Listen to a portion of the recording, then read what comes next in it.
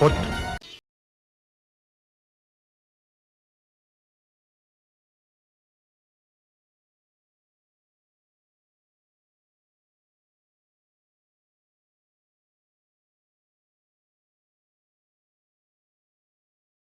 तुम्हें अपना वचन स्मरण है ना? तो काट दो अपनी माता का सर।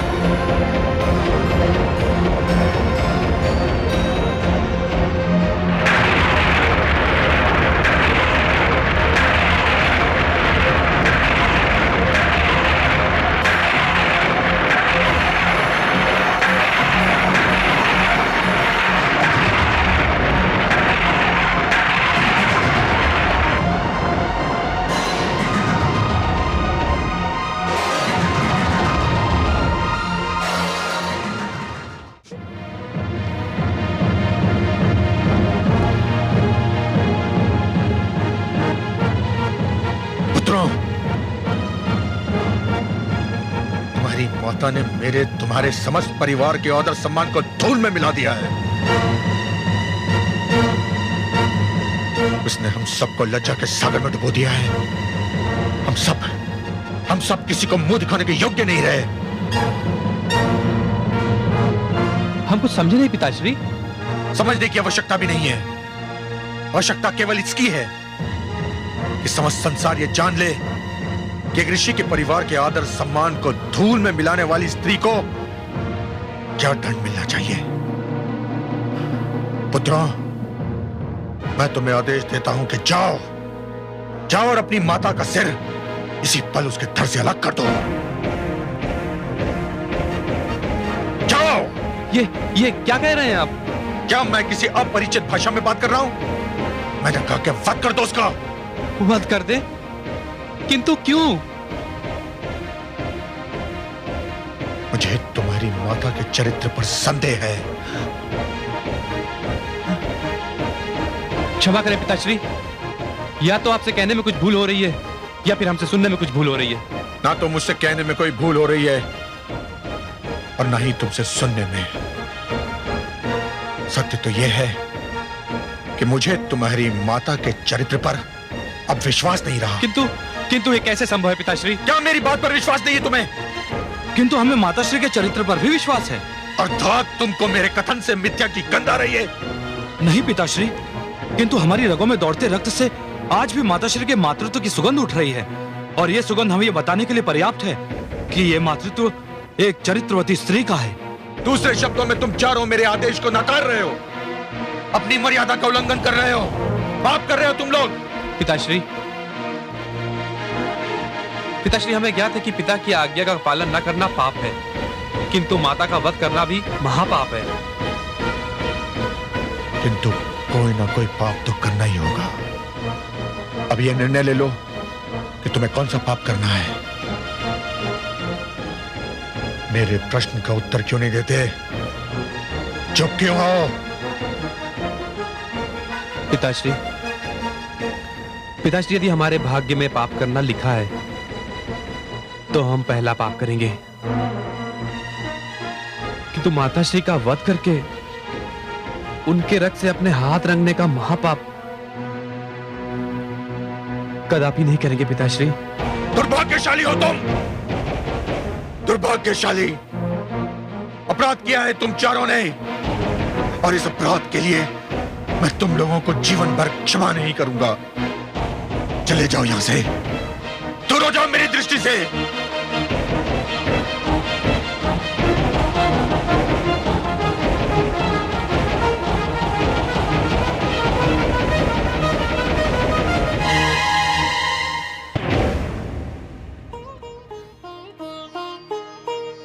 ना जाने मेरे स्वामी मुझसे रुष्ट होकर कहां चले गए हैं। आप घबराइए मत माताश्री, अनुज और समस्त शिष्य उन्हें खोजने ही गए हैं, और अब तक तो उन्हें खोज भी लिया होगा। वे आते ही होंगे माताश्री, आते ही होंगे। और मुझे पूरा विश्वास है कि पिताश्री का क्रोध भी अब तक शांत हो चुका होगा। पुत्र, मेरा दायां अंग भड़क रहा है, न जाने इसका क्या अर्थ है। माते, क्या हुआ पुत्र? स्वामी का पता चला? नहीं माताश्री, हम लोग दूर दूर तक देखाए हैं, उनका कोई पता नहीं। आप कहां जा रही हैं माते? द्वार पर। क्यों? जब तक मेरे स्वामी लौटकर नहीं आ जाते, मैं द्वार पर ही उनकी प्रतीक्षा करूंगी, चाहे इस प्रतीक्षा में एक युग ही क्यों ना बीत जाए।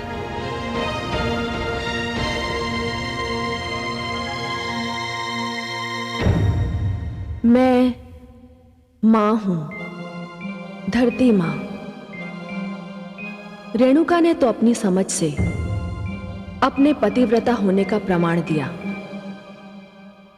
परंतु मुझे चिंता ये हो रही है कि कहीं एक नई प्रथा की नींव ना पड़ जाए कि पति चाहे जो करे और चाहे जहां चला जाए, पत्नी को उसकी प्रतीक्षा करनी होगी। हालांकि जो कुछ हुआ उसमें रेणुका का कोई दोष नहीं। मुझे भय है कि ऋषि जमदग्नि का झूठा संदेह कोई भयानक घटना बनकर सामने आने वाला है।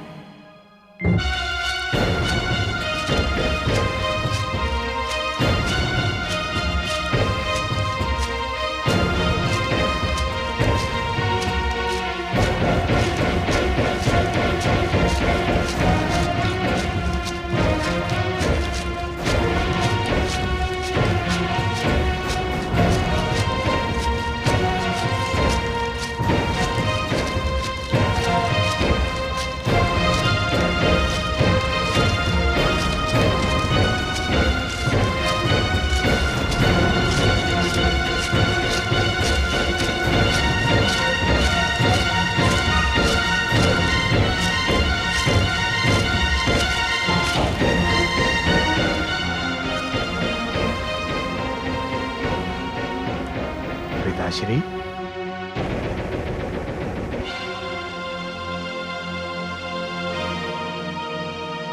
पिताश्री,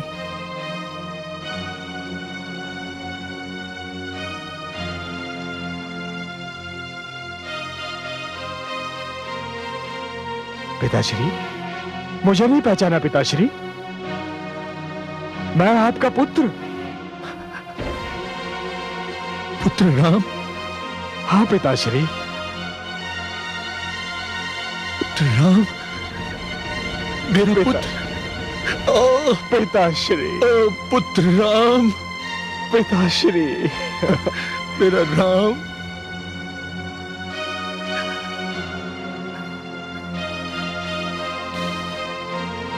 पुत्र राम, मेरा राम। किंतु पिताश्री, अब मेरे गुरुदेव महादेव ने मेरा नाम परशुराम कर दिया है। परशुराम?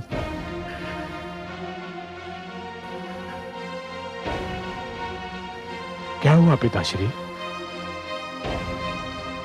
मेरे लौटने से आपको प्रसन्नता नहीं हुई क्या? प्रसन्नता तो अवश्य हुई है पुत्र, किंतु इस बात का विश्वास नहीं है कि प्रसन्नता कितने क्षण और जीवित रहेगी।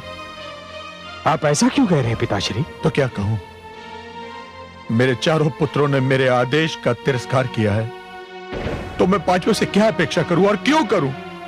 मेरे अग्रजों ने आपका तिरस्कार किया? क्या किया उन्होंने पिताश्री? मैंने उन्हें कुछ करने का आदेश दिया था, परंतु उन्होंने नहीं माना। जीवन में पहली बार मुझे ऐसे अनादर का अनुभव हुआ है। मुझे तो अपने आप में लज्जा आ रही है।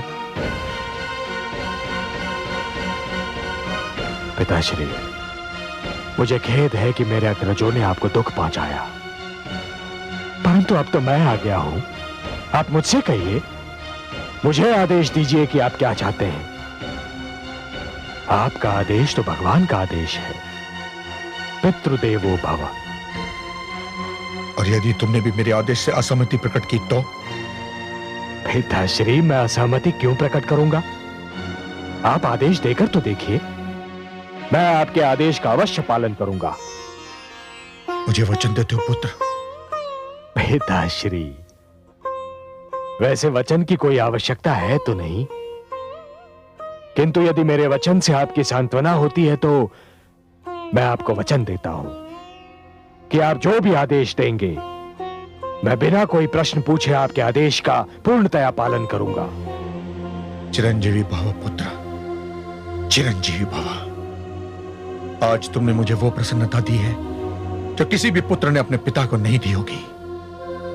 किंतु अब तो बता दीजिए पिताश्री कि आपका आदेश है क्या?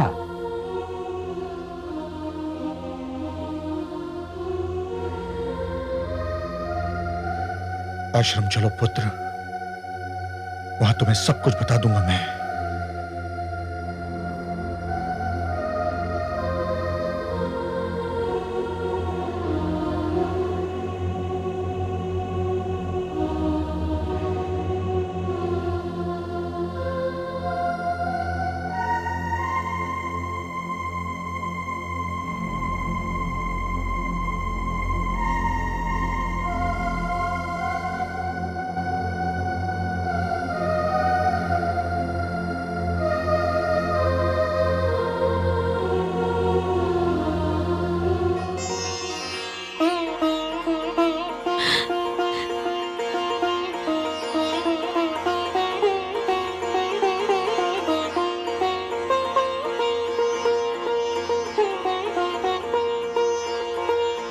स्वामी, स्वामी आ रहे हैं। किंतु साथ में ये नवयुवक कौन है?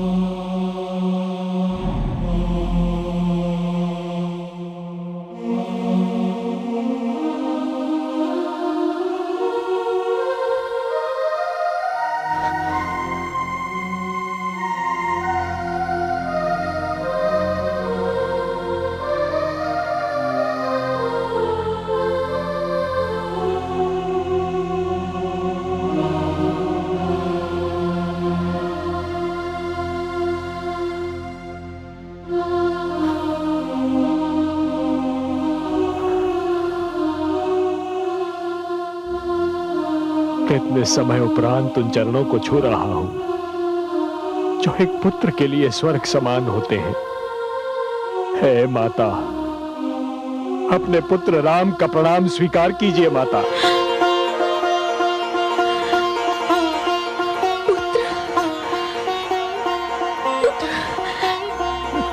मेरा राम। हाँ माता। राम,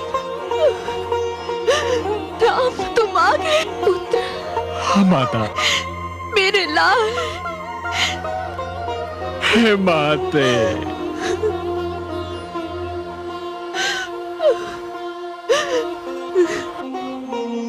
इसी क्षण के लिए तो मैं जी रही थी पुत्र। माता। हे माते।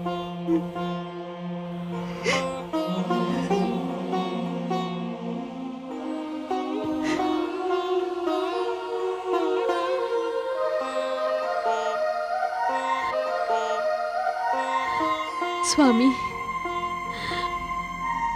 मुझे क्षमा कर दीजिए स्वामी, मुझे क्षमा।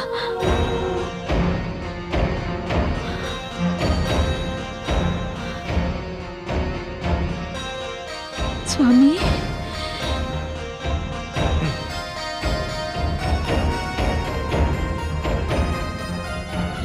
पुत्र, कहीं भावना की धारा में तुम बह तो नहीं गए ना? तुम्हें अपना वचन स्मरण है ना? तो काट दो अपनी माता का सर।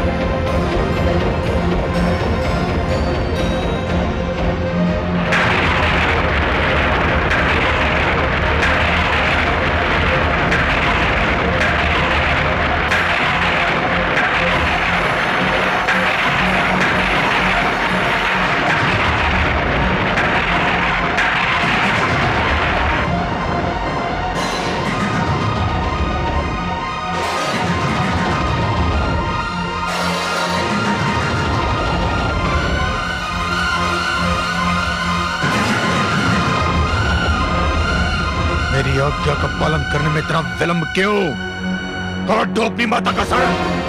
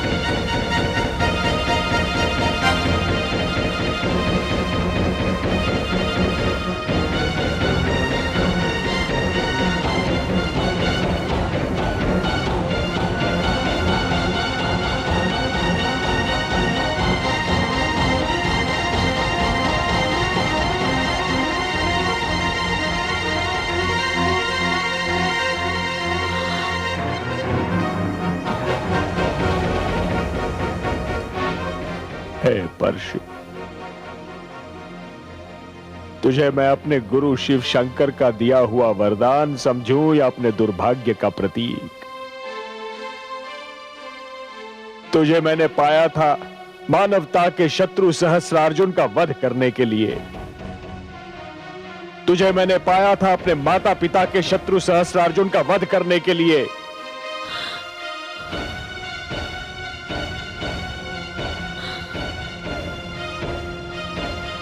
परंतु तेरा प्रथम प्रहार होगा उस माता पर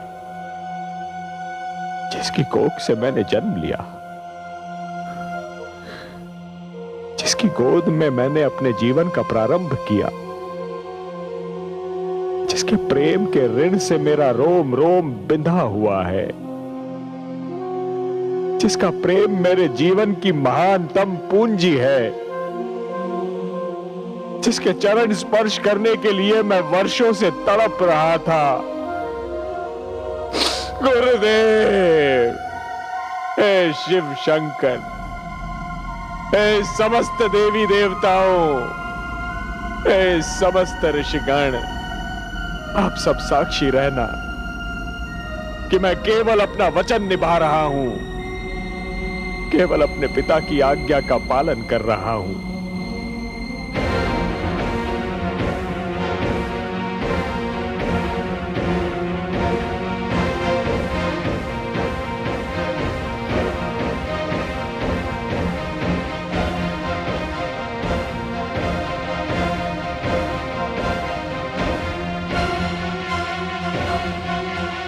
हे माता, अपने इस अभागे पुत्र को क्षमा कर देना माता। मैं वो करने जा रहा हूं जो आज तक किसी पुत्र ने नहीं किया होगा, और ईश्वर ना करे कि आज के उपरांत किसी पुत्र को करना पड़ जाए।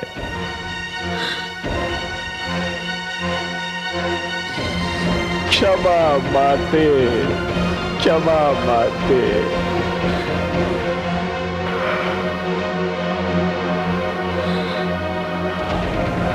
क्षमा माते, क्षमा माते, क्षमा, क्षमा माते, क्षमा माते, क्षमा।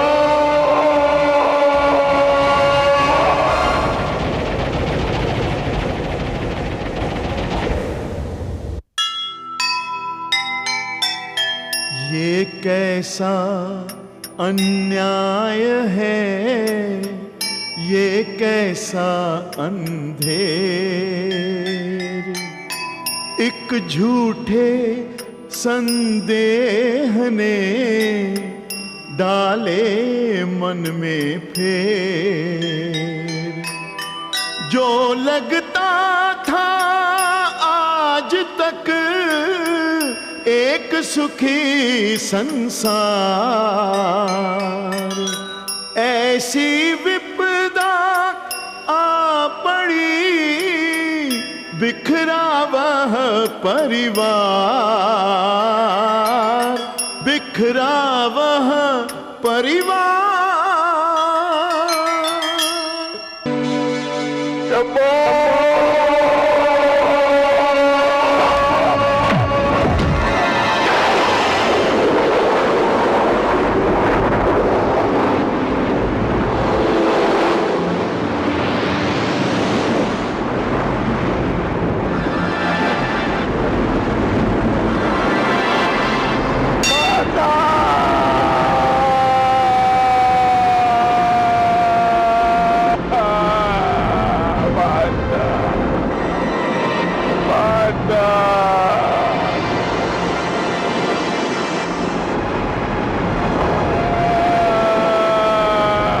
जुग जुग जियो मेरे पुत्र, जुग जुग जियो।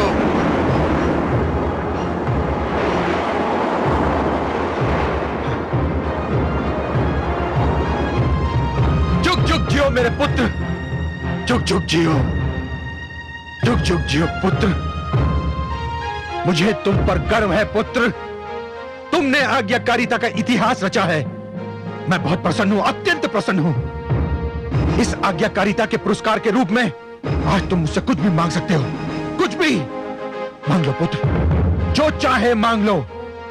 मैं आज तुम्हें हर वो वस्तु दूंगा जिसका देना मेरे वश में है। मांग लो पुत्र, मांग लो।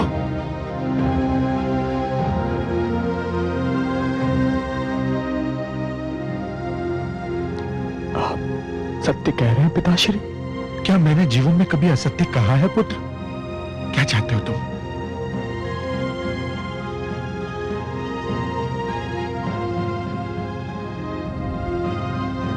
अपनी प्रिय माता का जीवित शरीर।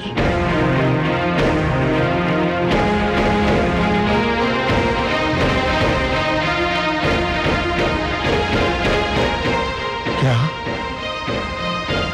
क्या कहा तुमने? मुझे मेरी जीती जागती माता दे दीजिए। वो माता जिसके बिना इस जीवन का हर पल मेरे लिए नर्क समान है। पिताश्री, मुझे अपनी माता के जीवन के अतिरिक्त और कुछ नहीं चाहिए, और कुछ नहीं चाहिए। अब चुप क्यों है पिताश्री? मैंने आपको आदेश पालन का वचन देने में एक क्षण का भी संकोच नहीं किया था। आप अपना वर देने में इतना संकोच क्यों कर रहे हैं? मैं संकोच नहीं कर रहा हूं पुत्र, परंतु सत्य तो यही है कि मैं इस वरदान के लिए तैयार नहीं था। मुझे समझने में देर लग रही थी पुत्र। तुमने मेरी आज्ञा का पालन किया और मुझे यह भी नहीं पूछा कि आज्ञा क्या है। तो फिर मुझे भी यह पूछने का अधिकार नहीं था कि वर का वचन देने से पहले ये पूछ सकता कि तुम क्या मांगोगे। मैं वचनबद्ध हो चुका हूं पुत्र, और तुम्हें तुम्हारे पुरस्कार से वंचित नहीं करूंगा, नहीं करूंगा।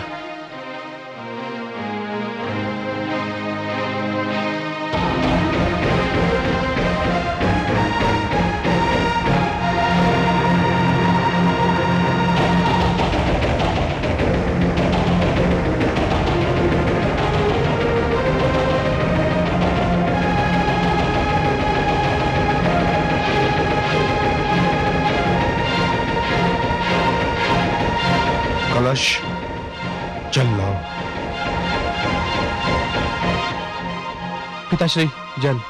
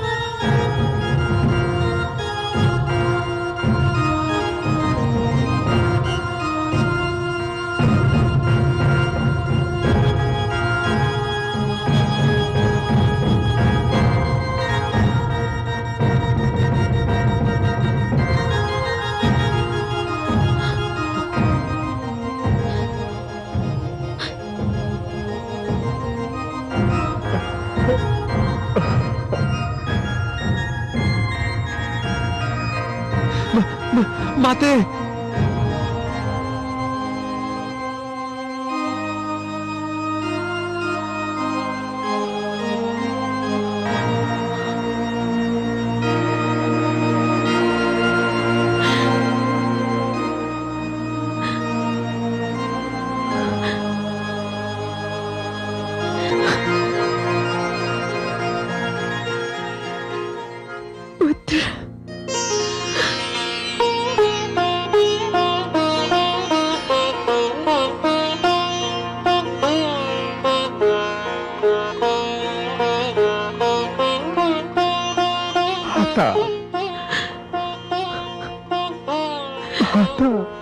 माता,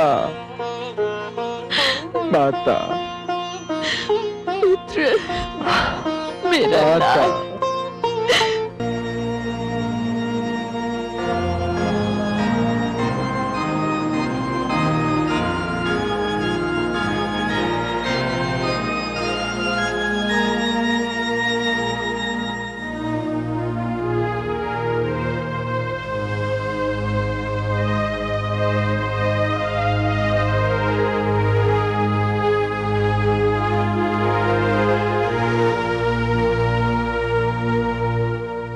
जब व्यक्ति महान बनने लगते हैं तो ऊंचाइयों को छूने लगते हैं।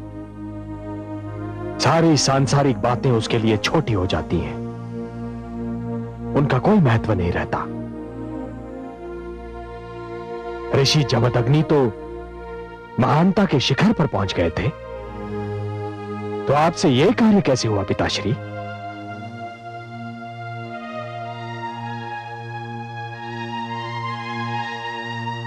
तुम्हारी माता उस दुष्ट सहस्रार्जुन से मिलने गई थी। आने में उसे विलंब हुआ। जब मेरी नित्य की पूजा का समय भी समाप्त हो गया, तब धैर्य ने मेरा साथ छोड़ दिया और मुझे तुम्हारी माता के चरित्र पर संदेह होने लगा। जब आप जैसे गुरु, आचार्य और शास्त्रज्ञ अपनी पत्नी के चरित्र पर केवल इसलिए संदेह करने लगे कि वो केवल कुछ समय के लिए आपकी दृष्टि से ओझल हो गई थी, तो फिर साधारण पति पत्नी के बीच परस्पर सम्मान और विश्वास कभी प्रस्थापित नहीं हो पाएगा पिताश्री। तो क्या मेरा संदेह निराधार था? सर्वथा निराधार। इस बिना सिर पैर वाले संदेह का केवल एक ही आधार हो सकता है पिताश्री, कि मेरी माता एक नारी है, और नारी के चरित्र पर संदेह करना एक पुरुष के लिए बड़ा सहज होता है। नारी को आतंकित करने का एक बड़ा सरल उपाय है। पिताश्री, आप तो एक आचार्य हैं। सर्वसाधारण को परिवार की महत्ता, पारिवारिक संबंधों की आवश्यकता और गृहस्थ जीवन को शांतिमय बनाने का संदेश और उपदेश आप ही देते रहते हैं। यदि आप जैसे आचार्य ही नारी के चरित्र पर संदेह करने लगेंगे, तो नारी के लिए इस धरती पर जीना नरक समान हो जाएगा। किंतु पुत्र, आज मुझे बोलने दीजिए पिताश्री, आज मुझे बोलने दीजिए, क्योंकि अनजाने में ही सही, परंतु जो दुर्भाग्यपूर्ण घटना घटी है, उस घटना का मैं भी एक भागीदार हूं। नहीं पुत्र, इसमें तुम्हारा कोई दोष नहीं है। तुमने तो केवल आज्ञाकारिता का धर्म निभाया। आज्ञाकारिता हो या अपने पिता की आज्ञा का पालन करने का धर्म, फिर भी पिताश्री, किसी भी पुत्र को यह अधिकार कभी नहीं मिलना चाहिए कि वो अपने पिता की आज्ञा का पालन करने के लिए अपनी माता पर ही हाथ उठाए। मैंने आपका आदेश जाने बिना आपको वचन देने की भारी भूल की है। संदेह ने मेरी आंखों पर पट्टी बांधी थी पुत्र।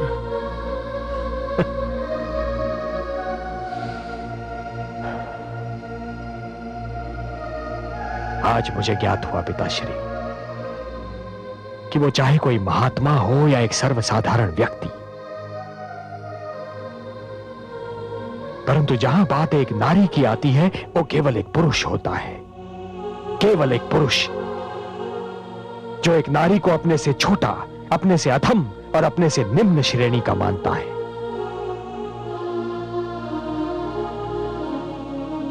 अब भूल गए पिताश्री कि मेरी माता ने आपके लिए क्या क्या किया।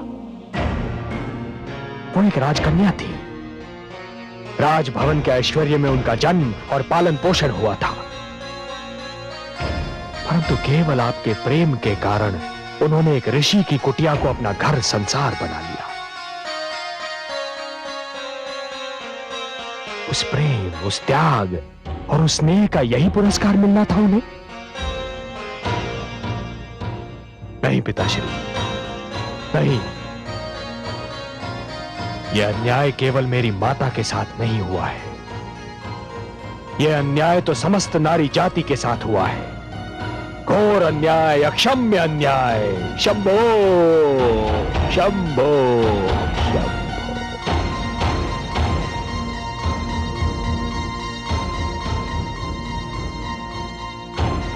पुत्र,